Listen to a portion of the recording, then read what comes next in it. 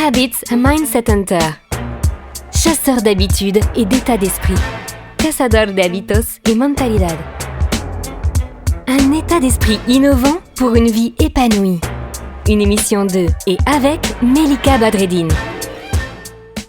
Bonjour Ghislaine Duboc, bonjour et bienvenue. Bonjour.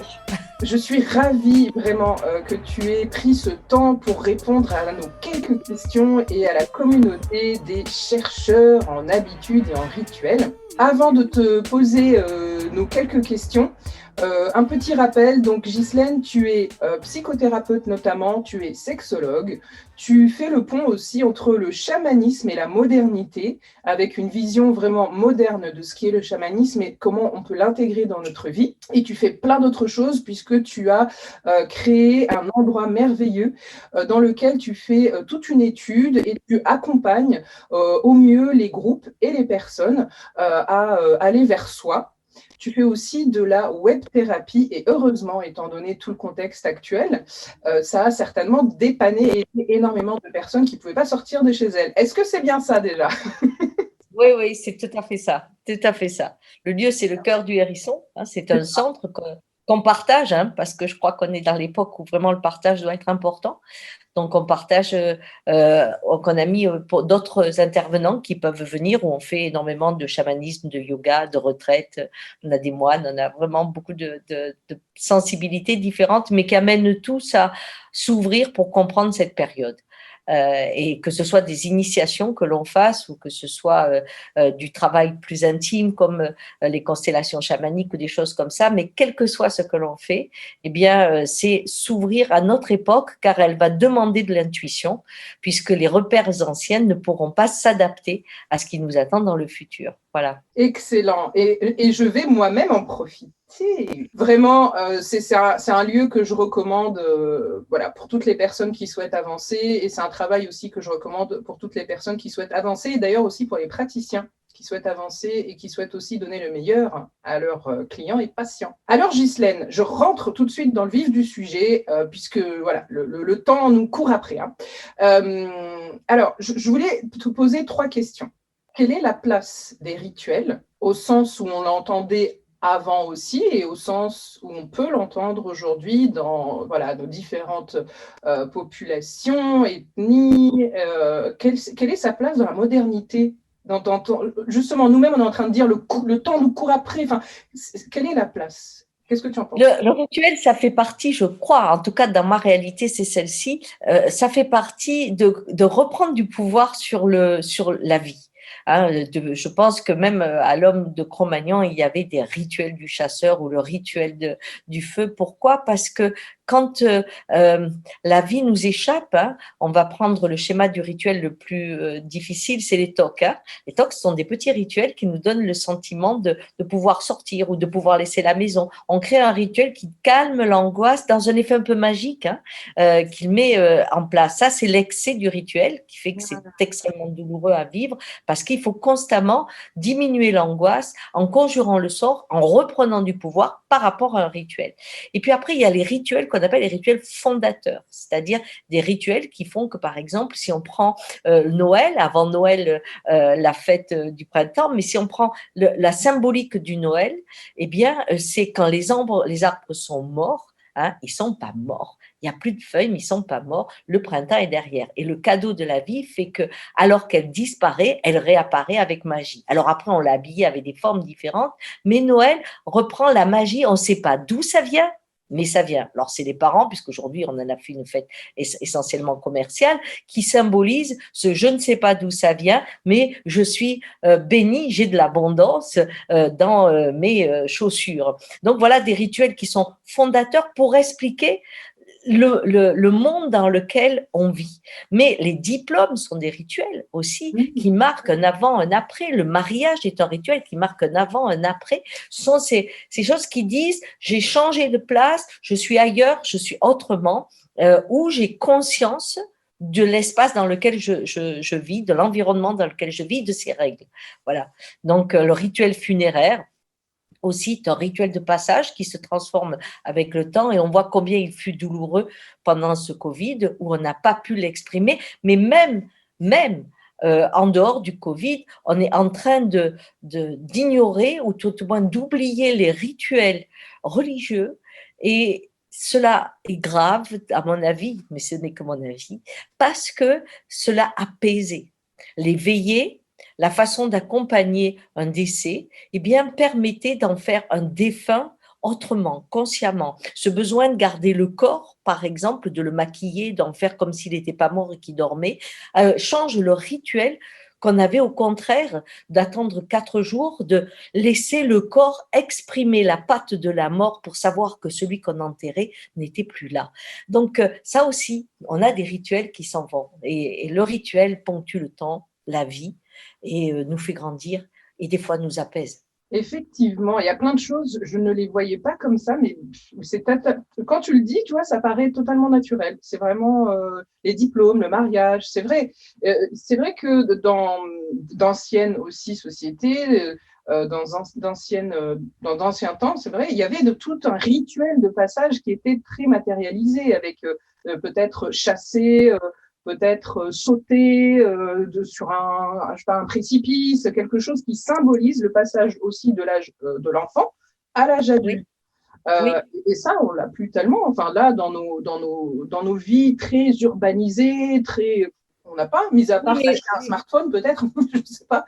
Les rituels dont tu parles, ces rituels, par exemple, où je donne les clés à la belle-fille, hein, je lui remets les maisons, ou au père, le père donne la place, le fauteuil qui fait que je suis intégrée en tant qu'adulte, etc. Tous ces rituels, comme il n'y avait pas l'école, comme il n'y avait pas qu'une transmission orale, c'était une façon d'inculquer une structure à l'intérieur de chaque foyer de vie.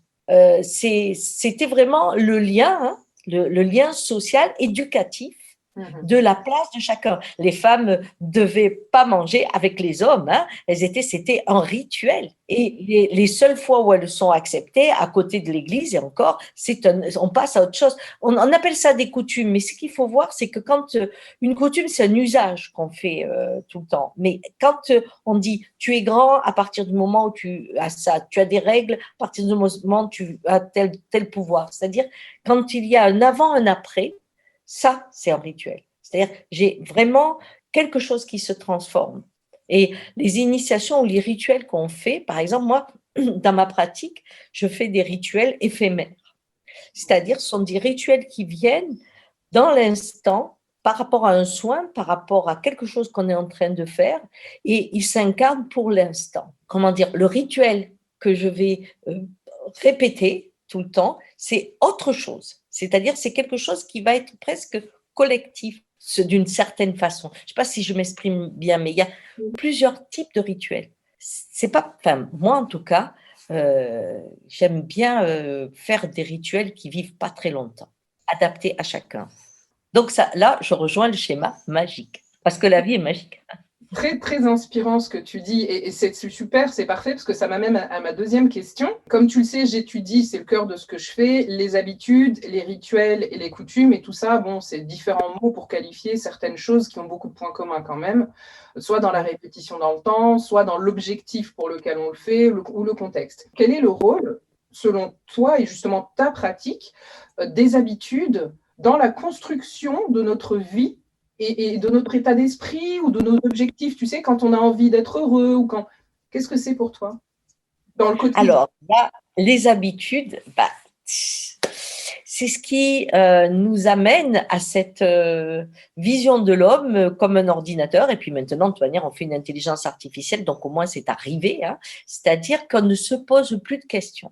Il y a le sentiment de je sais, ou c'est facile, je suis dans un territoire connu, c'est l'habitude. L'habitude me sauve la vie parce qu'elle me met dans un espace où je n'ai aucun besoin de réfléchir, de prendre une décision et de me sentir.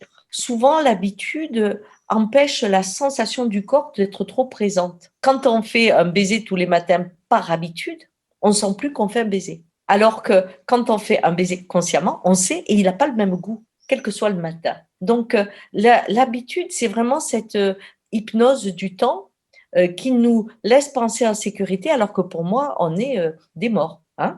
Mais on a besoin d'endroits comme d'habitude parce que, par exemple, si je conduis, je vais conduire avec des habitudes. ce qui me permettra de penser à autre chose. Je sais que là, je fais ça, là, je fais ça. C'est comme si j'installais un programme qui se met en pilote automatique et tout va bien. C'est pour ça que souvent, les gens qui sont très, très angoissés vont avoir beaucoup d'habitudes. Il faut qu'ils fassent ça à telle heure, qu'ils mangent ça, parce que quelque part, ça empêche de penser. Je sais exactement dans l'heure d'après ce que je vais faire, comment je vais le faire et qu'est-ce que ça va donner. Donc, je me pense en sécurité parce que je n'ai pas de fluctuation émotionnelle dans une habitude.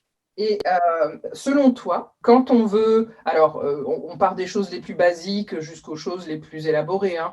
Quand on veut arrêter de fumer, quand on veut perdre du poids, quand on veut atteindre un certain, alors pas, je dirais pas succès, j'aime pas trop, mais une joie dans la vie, et qu'on voit bien qu'on a des habitudes non aidantes, on va dire, comment on peut faire dans le quotidien et est-ce que toi, dans ta pratique, tu recommandes ou tu questionnes des choses avec tes patients, tes clients? Comment tu fais pour qu'ils instaurent des choses qui vont les aider juste au quotidien de leur vie, même les choses les plus banales, les actes, les suites d'actions dans leur vie? Je crois que quand on prend conscience qu'on fait les choses par habitude, on a déjà fait un pas.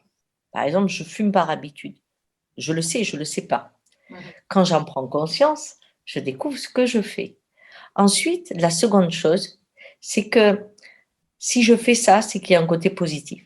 Si je vois une habitude que dans le schéma négatif, je suis en train de la laisser à vie. Quand j'y cherche ce qu'elle procure en positif, alors là, je peux peut-être essayer de trouver une autre façon de me procurer ce côté positif ailleurs. C'est vraiment arriver en conscience de l'habitude, ce qui est très difficile parce que le principe d'une habitude, c'est de ne plus voir que c'est une habitude. C'est souvent la souffrance qui fait réaliser que je fais ça tout le temps. Et quand j'arrive à dire, oh là là, je raconte toujours le même genre de mec ou toujours le même genre de nana ou je fais toujours les mêmes conneries au même endroit, eh bien, c'est là où, quand on a cette conscience, qu'il faut se poser la question, quel est le côté positif? Et est-ce que, selon toi, il y aurait aujourd'hui une chance pour que certaines coutumes, peut-être dans notre modernité urbaine, puissent venir nous aider ou certaines habitudes puissent venir nous aider à avoir une vie quand même dans le mieux-être, quelque chose d'un peu plus sain? C'est en changeant nos habitudes qu'on devient esclave d'un système. Je prends l'habitude d'avoir mon téléphone à côté. Je ne sais plus vivre sans mon téléphone à côté. C'est plus qu'une habitude, c'est devenu une prolongation de moi-même. Là où celui qui a inventé le téléphone portable a gagné, c'est quand on ne se pose plus la question, est-ce que je suis dépendante de ce téléphone? Je le suis. C'est fini. On ne le remet plus en cause. Une habitude a la particularité de dessiner le monde dans lequel on vit. Et on n'attrape pas des mouches avec du vinaigre.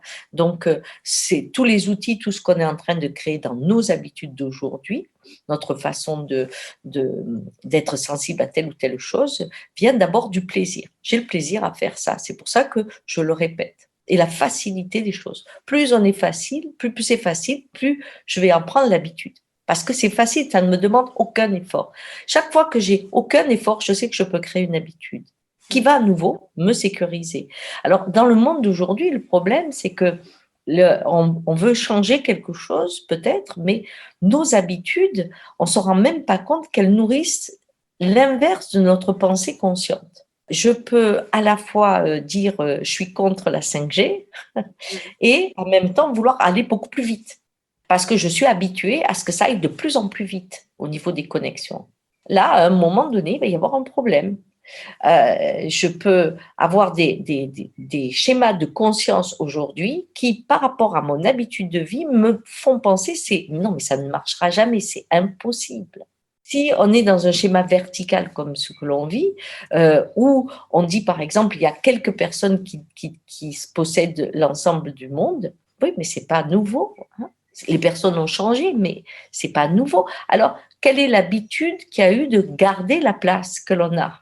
Les révolutions sont contre les habitudes, mais c'est que quelque part il y a un schéma de plaisir autre qui s'est installé qu'on voudrait quotidien. C'est-à-dire, on est dans une autre vision du monde qui crée d'autres rituels, d'autres façons et qui petit à petit deviennent des habitudes. Là, on a changé complètement nos habitudes par rapport à nos parents. Si on prend les parents qui sortent de la guerre, par exemple, et même après, on gardait tout pour réparer parce qu'il pouvait manquer ça. Il y avait une facilité à pouvoir réparer la machine à laver, etc. Aujourd'hui, avec l'informatique, on répare plus rien, on jette tout, puis ça revient moins cher que de faire réparer. Je veux dire, on a pris l'habitude de changer et pas de réparer, de jeter et pas de garder. Bon, mais en combien d'années? Très peu. Et on repose pas la question. Je me souviens à un moment, ma grand-mère qui me disait mais vous avez fait un gaspillage, vous allez vers le gaspillage. Elle disait notre société va vers le gaspillage. Et moi, je disais non, on va vers la richesse. À 30 ans, je ne voyais pas du tout comme elle qu'on allait vers le gaspillage. À 30 ans, je me disais waouh, on est dans l'abondance, tout est archi plein, on construit encore plus. Et j'avais l'habitude de chercher toujours ce qui était neuf. Aujourd'hui, j'ai changé mes habitudes. Merci beaucoup Ghislaine, merci vraiment pour le temps accordé, toutes ces réponses extrêmement riches, vraiment dans chacune des phrases, on sent vraiment qu'il y a énormément de recul, énormément de réflexion. C'est vraiment très précieux, un grand merci pour toutes ces réponses. Et puis, on peut te retrouver dans des capsules quotidiennes, que je suis d'ailleurs, que je vous recommande de suivre sur Facebook, Éveil Chamanique. Et on peut te retrouver aussi dans des ateliers, tout ce que tu peux procurer en web-thérapie, dans les cercles aussi que tu animes, les constellations chamaniques et autres. Je te souhaite une très belle journée et un grand merci pour tes réponses. Merci, à bientôt. Au revoir. Au revoir. Cette émission est maintenant terminée et comme dit Melika, fuck bullshit, love.